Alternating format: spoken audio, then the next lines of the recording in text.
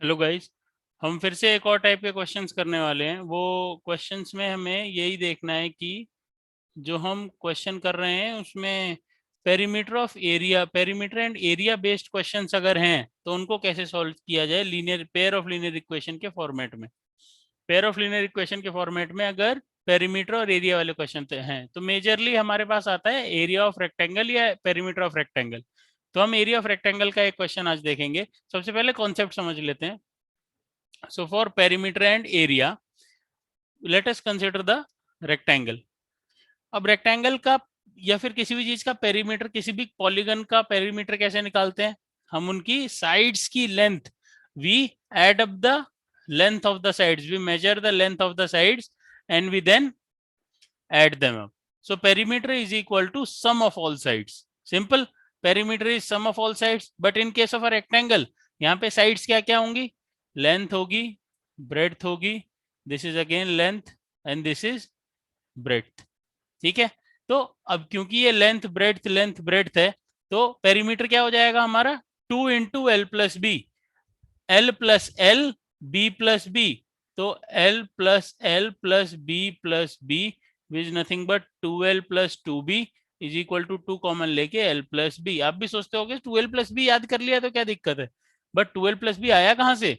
2l plus B sum of all side से ही आया। l plus L, B plus B, दोनों को ऐड किया तो 2l प्लस 2b, दोनों में से 2 कॉमन आया तो 2l प्लस बी। ये आपका पेरीमीटर हो गया। अब एरिया, एरिया क्या होता है? Length into breadth. एरिया क्या होता है? Length into breadth. Area is nothing but length into breadth. अब रेक्टेंगल के केस में लेंथ क्या है? एरिया क्या होगा? L into B. रेक्टेंगल के केस में एरिया क्या होगा? L into B, because this is L, this is B, this is L, this is B. L into B is the area of rectangle. अब ध्यान से देखते हैं इस केस में क्वेश्चन क्या कह रहा है? The area of a rectangle gets reduced by 9 square units if its length is reduced by 5 units and breadth is increased by 3 units. If we increase the length by 3 units and the breadth by 2 units, the area increases by 67 square units. Find the dimensions of the rectangle. इस question को उल्टा समझते हैं थोड़ा सा। तो सबसे पहले क्या कह रहा है? Find the dimensions of the rectangle. तो हम लेट कर लेते हैं, let length of rectangle be, length को क्या ले लें? Will be, let length of rectangle be x। अगर हम रेक्टेंगल की लेंथ को x ले लेंगे, ब्रेड्थ को y ले लेंगे, तो एरिया क्या हो जाएगा? l into B which is X Y. Area हो जाएगा एक्स वाई। अब अगर ये यूनिट्स में है, ध्यान से समझेंगे हम इस चीज को, ये भी यूनिट्स में है तो एरिया यूनिट्स में होगा? नहीं, एरिया होगा यूनिट स्क्वायर में या फिर स्क्वायर यूनिट्स में। एरिया की जो यूनिट होगी वो स्क्वायर यूनिट्स होगी। जैसे ये सेंटीमीटर में होता है तो एरिया सेंटीमीटर स्क्वायर में हो जाता है, वैसे ही एरिया की यहाँ पे यूनिट हो जाएगी स्क्वायर सेंटीमीटर्स। तो हम लेट कर लेंगे, let the length of the rectangle be x units and breadth of the rectangle be y units. Therefore the area of the rectangle will be xy units. Therefore area will be xy square units, xy square units. अब area xy square units हो गया। अब देखते हैं इससे पिछला case, हमने find कर लिया। फर्स्ट केस देखते हैं। The area of rectangle gets reduced by 9 square units. Area of rectangle get reduced by 9 square units. इसका क्या मतलब हुआ? Area of rectangle is X Y, reduced means -9। ये कब हो रहा है? उसके लिए आगे पढ़ना पड़ेगा। If its length is reduced by 5 units and breadth is reduced by 3 units. तो हम फर्स्ट केस में लिखेंगे, जब फर्स्ट केस 1, हमारा लेंथ, हमारी जो लेंथ है इस केस में वो रिड्यूस्ड बाय 5 यूनिट्स है। क्या है? Reduced by 5 units. तो हमारी लेंथ पहले x थी, अब x -5 हो गई। यूनिट्स और ब्रेड्थ पहले y थी, अब क्या हो गई, इंक्रीज्ड बाय 3 यूनिट्स, लिखा हुआ है यहाँ पे इंक्रीज्ड बाय 3 यूनिट्स।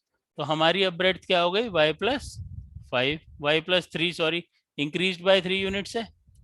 और एरिया क्या हो जाएगा, एरिया क्या हो जाएगा, एरिया लिखा हुआ है reduced by 9 units, area reduced by 9 units, area हो जाएगा xy-9 square units.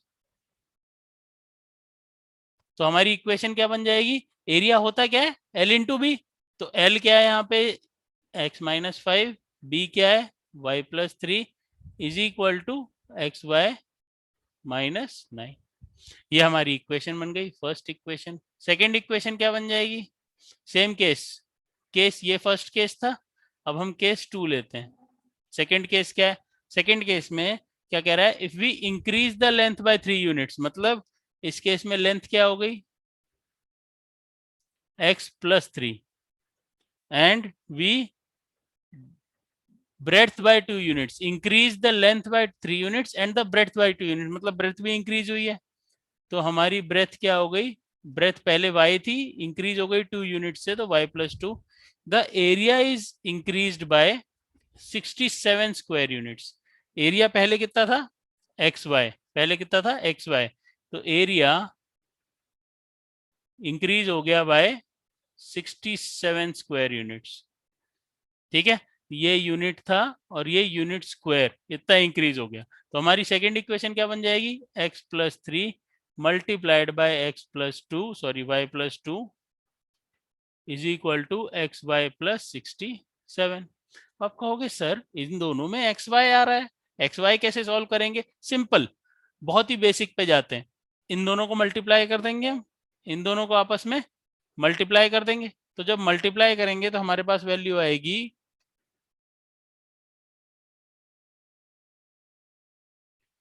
xy minus 5y plus 3x minus 15 is equal to xy-9।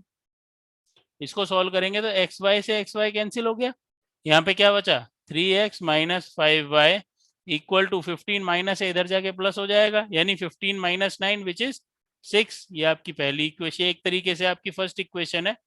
और यहाँ पे आपकी सेकंड इक्वेशन को भी कैसे सॉल्व कर सकते हैं, xy plus 3y plus 2x plus 6 equal to xy plus 67। तो यहाँ पे आप xy से xy कैंसिल कर देंगे और क्या आया 2x plus 3y plus 6 equal to 67 minus 6, यानी यहाँ पे 67, तो ये प्लस 6 से इधर जाके माइनस 6 हो जाएगा, तो 67 माइनस 6 कितना हो गया 61। तो आपकी सेकेंड इक्वेशन ये बन गई। अब आपको इन दोनों इक्वेशंस को सॉल्व करना है। अब आप एलिमिनेशन से भी कर सकते हैं, सब्स्टिट्यूशन से भी कर सकते हैं। जब आप इन्हें सॉल्व कर लेंगे, इसे सॉल्व करके ही दिखा देते हैं, सॉल्व करके ही दिखा देते हैं, 2 मिनट लगेगा। हम इसको आप नोट कर लीजिए, जो भी यहाँ पे लिखा हुआ है इसको अच्छे से नोट कर लीजिए। इसको नोट करके आप ये समझ सकते हैं कि हमारे पास जो इक्वेशंस हैं वो क्या क्या हैं। यहाँ हम करते हैं इसको फर्दर सॉल्व।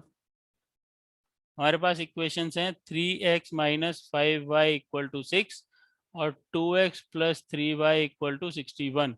अब हम एलिमिनेशन मेथड अगर करते हैं तो पहली इक्वेशन को मल्टीप्लाई करेंगे 3 से, दूसरी इक्वेशन को मल्टीप्लाई कर देते हैं 5 से। तो हमारी इक्वेशन क्या बन गई, ये इक्वेशन 1 थी, ये इक्वेशन 2 है। एलिमिनेशन कर रहे हैं हम, तो 9x minus 15y equal to 18 and इसको मल्टीप्लाई करेंगे तो 10x plus 15y equal to 5 into 61 is 305।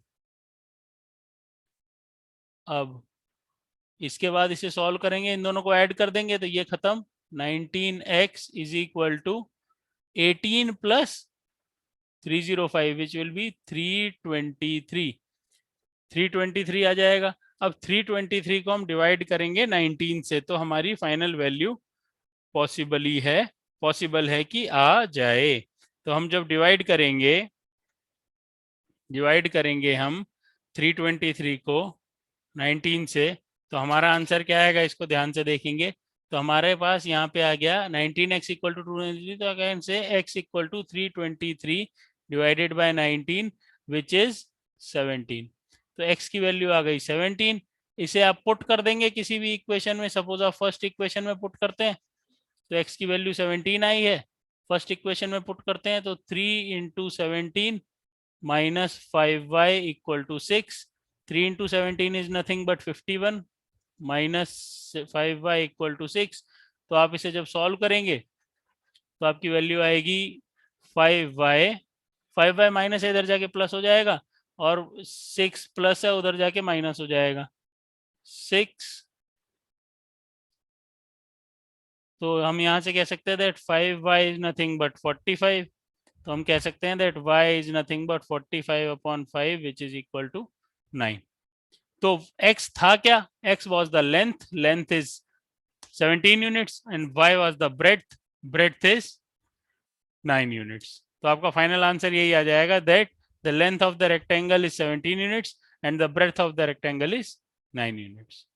ठीक है, आई होप आपको समझ में आया होगा। आप इसी तरीके से एरिया रिलेटेड या पेरीमीटर रिलेटेड क्वेश्चंस कर सकते हैं, सिर्फ लेंथ और ब्रेड्थ को एक्स और वाई ले लीजिए और उसमें जो भी इंक्रीज डिक्रीज हो रहा है उसको इक्वेशन फॉर्म में पहले केस वाइज लिख लीजिए ताकि आपको इक्वेशन बनाने में इजी हो। Okay guys, I hope you understood it. Thank you very much. Please like, share and subscribe and hit the bell icon. Thank you very much.